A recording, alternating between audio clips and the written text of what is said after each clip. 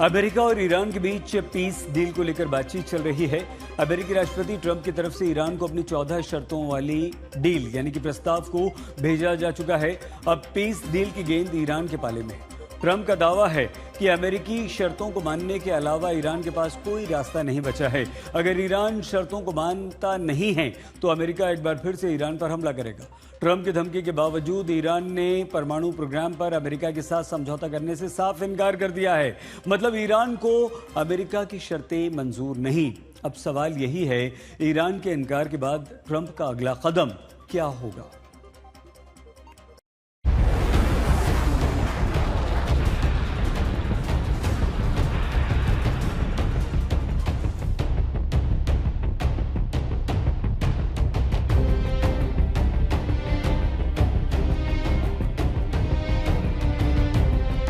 Trump के साथ peace deal पर ईरान का अड़ंगा।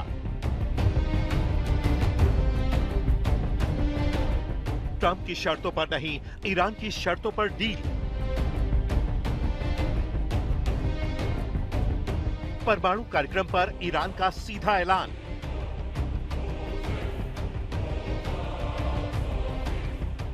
एटमी प्रोग्राम पर समझौता नहीं करेगा Iran.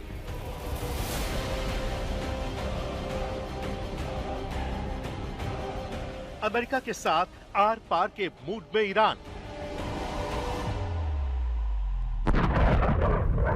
Now we're doing well. Now we have to get what we have to get. If we don't do that, we'll have to go a big step further. But with that being said, they want to make a deal. We've had very good talks over the last 24 hours, and it's very possible that we'll make a deal.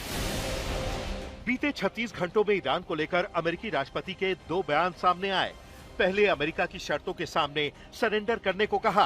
अब Trump ने U turn लेते हुए Iran के साथ जल्द समझौते का दावा किया है। लेकिन ईरान ने अमेरिकी मीडिया में छपी रिपोर्ट और अमेरिकी राष्ट्रपति के दावों पर सीधे निशाना साधा है। ईरान ने ऐलान किया है कि अगर समझौता हुआ तो सिर्फ और सिर्फ ईरान की शर्तों पर होगा। ईरान ने अपनी सबसे बड़ी शर्त अमेरिकी राष्ट्रपति को बता दी है। शर्त यही है कि ईरान अपने परमाणु प्रोग्राम को रोकेगा नहीं और न ही परमाणु प्रोग्राम पर अमेरिका के साथ कोई समझौता करेगा।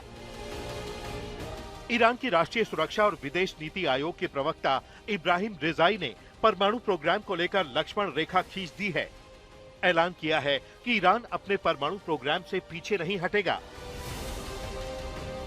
ईरान परमाणु मुद्दे और ईरानी लोगों के अधिकारों, जिसमें यूरेनियम एनरिचमेंट का अधिकार भी शामिल है, उससे पीछे नहीं हटेगा। ईरान शांति वार्ता के सिद्धांतों और निर्धारित सीमाओं का पालन करता है।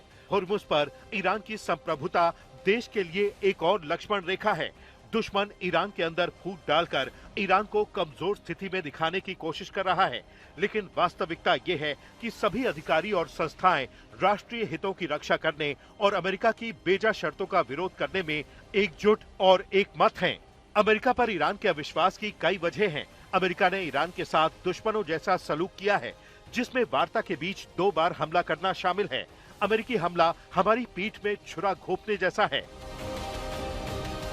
ईरान ने परमाणु कार्यक्रम को लेकर अपनी रेड लाइन खींच दी है, तो वही ईरानी संसद के स्पीकर गालिबाफ ने अमेरिका और पश्चिमी मीडिया पर निशाना साधते हुए कटाक्ष किया है। Operation Trump me bro failed, now back to routine with operation फॉक्सियस। गालिबाफ ने अमेरिका के 14 सूत्रीय प्रस्ताव और अमेरिकी न्यूज वेबसाइट एक्सियोस को आड़े हाथों लिया। यहां फॉक्सियस शब्द का इस्तेमाल एक्सियोस को निशाना बनाने के लिए किया है। दरअसल अमेरिकी न्यूज वेबसाइट में छपी रिपोर्ट में दावा किया गया था कि ईरान को ट्रंप की 14 शर्तें कबूल हैं। बहुत जल्द अमेरिका और ईरान के बीच बात बन जाएगी, जिसमें ईरान अपना परमाणु प्रोग्राम बंद करने को राजी हो गया है। Maybe you won't see a white flag, but essentially that's already what they are. They should wave the white flag of surrender. In hockey they say uncle, right? When are they gonna cry uncle? But and they have another expression. If this were a fight, they would stop it. दरअसल अमेरिकी राष्ट्रपति ने पाकिस्तान के जरिए Iran को अपना 15 सूत्रीय प्रस्ताव भेजा था। अमेरिकी प्रस्ताव पर ईरान को अपनी राय अमेरिका को बतानी है। इस 15 सूत्रीय प्रस्ताव में क्या क्या है, समझिए। नंबर 1, ईरान की तरफ से तुरंत सीजफायर की घोषणा होगी। नंबर 2, पीस डील पर सहमति के लिए 30 दिन का वक्त। नंबर 3, होर्मुज में जहाजों की आवाजाही बहाल करेगा ईरान। नंबर 4, ईरान अपना एटमी प्रोग्राम कुछ वक्त के लिए रोकेगा। नंबर 5, ईरान पर लगे अमेरिकी प्रतिबंध धीरे धीरे हटेंगे। नंबर 6, ईरान का अरबों डॉलर का जब्त फंड रिलीज होगा। नंबर 7, ईरान एटमी हथियार नहीं बनाने का वादा करेगा। नंबर 8, यूएन के निरीक्षकों को ज्यादा अधिकार देगा ईरान। नंबर 9, एटमी सेंटरों के औचक निरीक्षण की इजाजत होगी। नंबर 10, ईरान एनरिच्ड यूरेनियम के स्टॉक को बाहर भेजेगा। नंबर 11, अंडरग्राउंड एटमी साइट की सख्त निगरानी होगी। नंबर 12, ईरान सीमित लिमिट तक यूरेनियम को एनरिच करेगा। नंबर 13, समझौते की शर्तों का उल्लंघन तो सख्त कार्रवाई। नंबर 14, ईरान के परमाणु प्रोग्राम का रोड मैप आगे तय होगा। ईरानी संसद की विदेश मामलों की समिति के प्रवक्ता इब्राहिम रेजाई ने इसे अमेरिका की विश लिस्ट बताया है। दावा यही है कि परमाणु प्रोग्राम पर कोई शर्त मंजूर नहीं है। हालांकि अमेरिकी राष्ट्रपति दावा कर रहे हैं कि जल्द समझौता होगा और परमाणु प्रोग्राम पर ईरान को झुकना पड़ेगा। We're in a war because I think you would agree we cannot let lunatics have a nuclear weapon. Do you agree? You know, their leaders are gone. The first set is gone. The second set is gone. Khomeini was gone. And they were pretty evil people. Not pretty evil. They were evil. They killed 42,000 protesters. 42,000. And in a period of 2 weeks, they killed 42,000 protesters. But we had to get this done, and we're really doing well. And they're getting decimated. They have no Navy. They have no Air Force. They have no anti-aircraft equipment. They have no radar. They have no leaders. Their leaders are all gone. We have to make sure that they don't have a nuclear weapon. We stopped them with the B-2 bombers. If we didn't do that, we would have had a nuclear weapon. Israel would have been blown to pieces. The Middle East would have been blown to pieces. I think Europe would have been blown to pieces. Trump की धमकी के बावजूद Iran झुकने को तैयार नहीं है। उल्टा ईरान के चलते ट्रंप को होर्मुज में अपना प्रोजेक्ट फ्रीडम रोकना पड़ा।